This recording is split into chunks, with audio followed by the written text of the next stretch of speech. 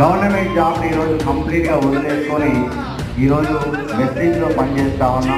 మరి ఎందుకయ్యా government job రాదు కదా అందరికీ, నువ్వు వచ్చినటువంటి గవర్నమెంట్ జాబ్ని ఎందుకు వదిలేసుకుని వచ్చినావు అంటే, సో ఒకటే రీజన్, ఆ రీజన్ వచ్చేసి పేదరికం, అంతే, కటిక దరిద్రం. సో చిన్నప్పటి నుంచి బాగా పేదరికం చూడడం వల్ల ఇలాంటి లైఫ్ ఉండొద్దన్న ఆలోచనతోనే, సో ఏదో చెయ్యాలి ఆ ఆలోచనతోనే చిన్నప్పటి నుంచే కొంచెం చదువులలో కొంచెం బాగా చదివేది. అట్లా చదివితే 23 సంవత్సరాలు ఎడ్యుకేషన్, ఎంఎస్సీ, పిహెచ్డి, జాబ్ రాలేదు. మళ్ళీ 4 సంవత్సరాలు ఉస్మానియా క్యాంపస్లో చాలా సీరియస్ అవుతాయి. దాదాపు 17 సంవత్సరాలకు లక్షించినటువంటి అవకాశం గవర్నమెంట్ జాబ్లో ఉంది.